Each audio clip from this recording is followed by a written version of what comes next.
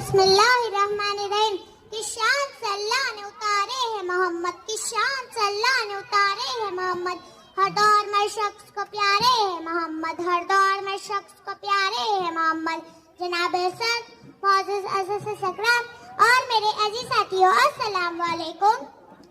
सताली वक़ात दुनिया में हर तरफ अंधेरा ही अंधेरा था।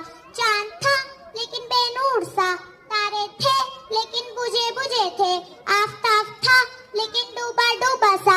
अखलों पे पत्थर पड़े हुए थे, दिल उजड़े उजड़े हुए थे कि अचानक मेरे नबी की आमद हुई, जिन्हें रहमतुल लिल आलमीन बनाकर भेजा गया। वो रहमतुल लिल आलमीन जिनके आने से सहराओं में चश्मे फूटते हैं, वो रहमतुल लिल आलमीन जिसके ऊपर बादल अपना साया करता है, वो रहमतुल लिल आलमीन जिसकी सवारी से बीमार उठने से सेहतियाब हो जाती है, वो रहमतुल लिल आलमीन जिसकी कुर्बत अबू बकर को सिद्दीक, उस्मान को गनी, उमर को फारूक और अली को शेरे खुदा बना देती है, और अली को शेरे खुदा बता देती है, जिसकी निस्बत फातिमा को खातून जन्नत बना देती है और हुसैन को सैयदुल शुहदा का दर्जा अता कर देती है।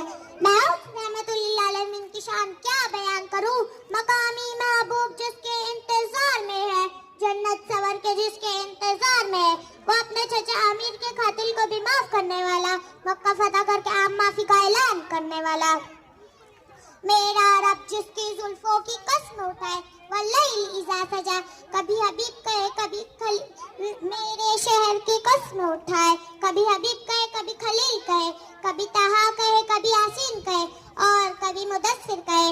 हाँ हाँ, सदाली वक़ात मैं उस रहमतुल लिल आलमीन को उम्मत के लिए सजदों में रोता हुआ देखती हूँ।